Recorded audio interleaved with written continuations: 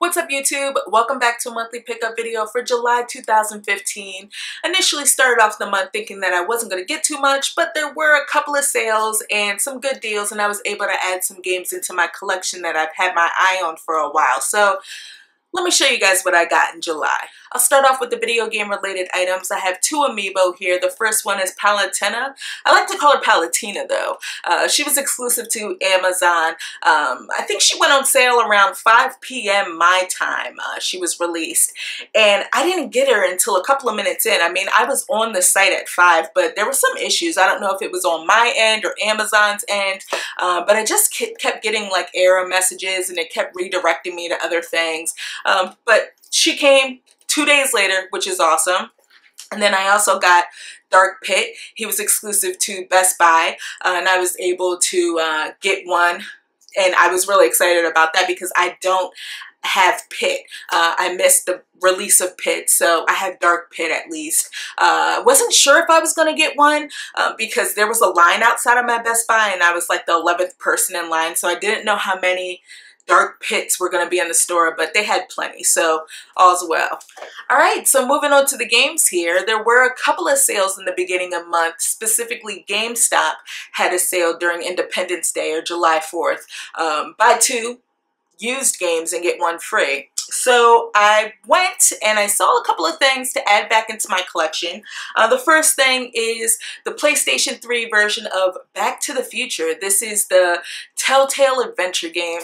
I never had a physical copy of this. If I'm not mistaken, this only came out on the PlayStation 3 and the Wii in physical format. But I did play all of the episodes on my Mac when it was released. So I saw this and I was like, awesome, you know, it's like the 30th anniversary of Back to the Future. Good time to add it back into the collection. I really enjoyed this Telltale adventure game. It was really good. For the Xbox 360, I also picked up another Telltale adventure game. It's Jurassic Park, the game. I used to have this in my collection, but I let my cousin borrow it. Gosh, back when I was living in the apartment, and once I got into the house and we settled in a bit, he came over and I had asked him about it and he had no clue where it was. So I was like, okay, whatever, you know. I saw it at the store and I picked it up. I haven't had a chance to play it, but I thought it was pretty cool. It was kind of relevant at the time because I had just seen Jurassic World. So we'll see how this one goes. The third game that I got out of that buy two get one free deal at GameStop's for the Nintendo Wii, it's Mario Strikers Charge, which is a blast to play. I used to own this, but I have no clue what happened to it. But it was a lot of fun. It's one of my favorite Mario sports titles. I mean, it's just a blast to play. It's a soccer game, but it has an arcadey feel to it, and it has Mario characters in it, which makes it even more awesome. So really happy to have this back in my collection. Then I ended up only paying less than $5 for a brand new copy of the 360 version of Castlevania Lords of Shadow Collection, which I thought was pretty cool. I got this from Best Buy. It was on sale for like 11 bucks, and then I had a $5 reward zone certificate that I put towards it on top of my 20% off discount. Less than $5 that I paid for it. This collection comes with the original Castlevania Lords of Shadow, and then it has the 2 DLC packs that were released with it as well.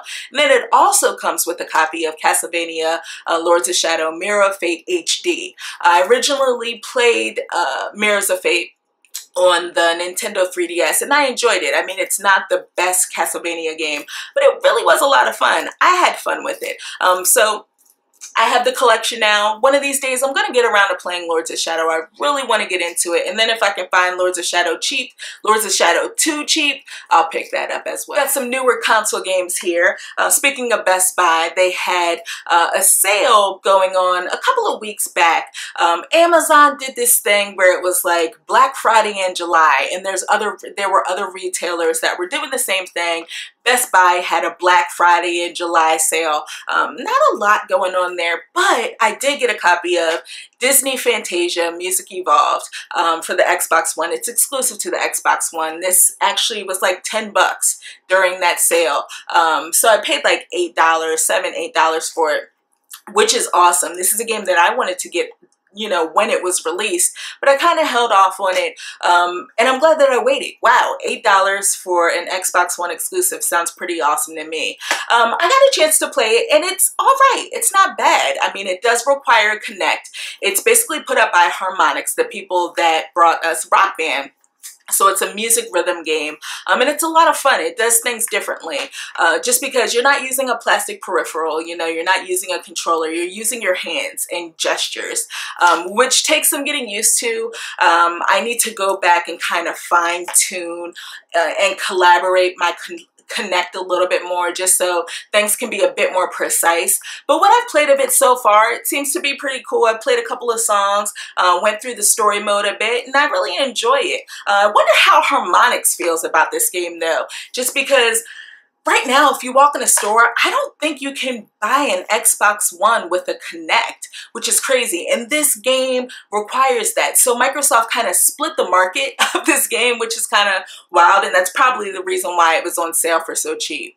The last console game that I have here is a physical version of Wolfenstein, The Old Blood. This is for the PlayStation 4. I got this version because I have Wolfenstein, The New Order on the PlayStation 4, so they kind of go hand in hand. This was released digitally a couple of months ago, if I'm not mistaken. It might have been March, and I held off on it then, and then they said they were going to bring it out in physical format. I was like, awesome. Don't have to eat up a lot of space on my PlayStation 4. So I picked this up. I've heard great things about it. This is basically like a prequel, if I'm not mistaken, to The New Order, which I thought was fantastic. That game was awesome. It was one of my favorite games of last year.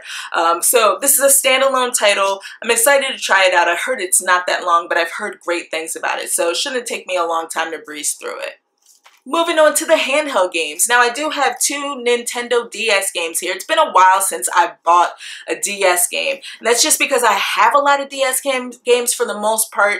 My collection, my personal collection, what I want is complete. There still are a few games out there that I would love to get my hands on. And I actually got 2 of them while I was out at my local like record store. They sell like used CDs and like tapes, 8-tracks, vinyls.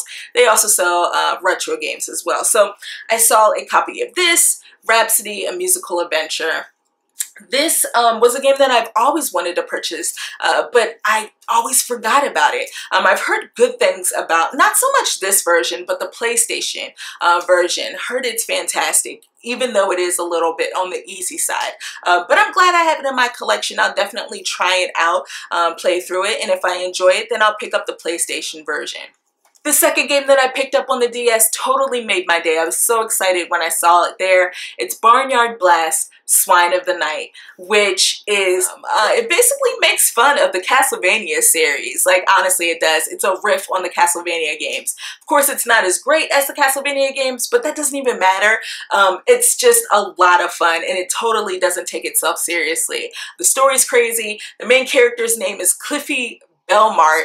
Similarity there, and then you have the dad's name is Robert Belmart. I mean, it's just hilarious. I'll probably take a closer look at this game around the time that Halloween comes around, just because, you know, it is kind of like Halloween themed. But if you like games that really, you know, they don't take themselves seriously and they make fun of other games, definitely try to track this one down. The last 3 games I'm going to share with you guys are all Vita releases. I should have shared this one last month when I picked it up, but I totally forgot to include it in June's monthly pickup video, so I'll talk about it now. I did pick up Lego Jurassic World. I played through it, you know, mostly while I was on vacation in Hawaii, and I really enjoyed it. I saw the movie, fantastic movie. But this game is really good. Initially, before it came out, before I got my hands on it, I thought I was just going to be playing the Lego version of Jurassic World. But this game has a lot of content because there are 4 separate Lego games in here. You have Jurassic Park, which you can play through. You have the sequel to Jurassic Park. You can play through that. I think that one's Lost World. You have Jurassic Park 3, and then Jurassic Park or Jurassic World. So 4 separate Lego campaigns in here. Good stuff. Really impressive Lego game. Like this one a lot.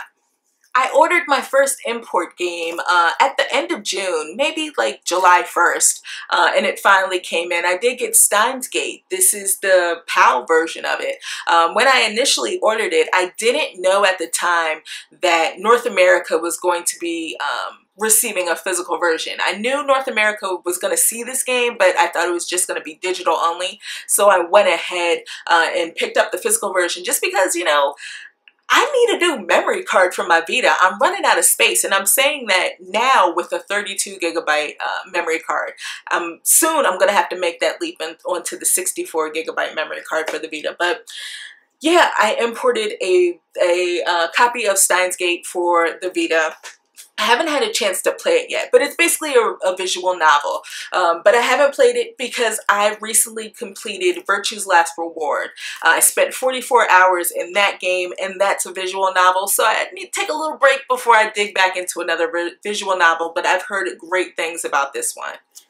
The last game I'm going to share with you guys is Lost Dimension. Now, I've put about 2 hours into this game, and I'm digging it so far. It's different. The best way you can describe this game, and I know you've probably heard it before, is Valkyria Chronicles meets Danganronpa. And I know it's kind of hard to like wrap your brain around that because those are two separate games, like totally different games on two separate ends of the spectrum there. But that's basically what it is. The meat of the game is like a strategy RPG, which pretty much plays out like Valkyria Chronicles. You have a set space and you can move anywhere within that space to attack your enemies. But then you have a group of other people along with you, and throughout the story there's like these traitors, and you have to figure out who the traitor is by using your psychic powers. And that's where Danganronpa rolls in with the courtroom trial stuff, which I find to be super interesting. I love that type of stuff.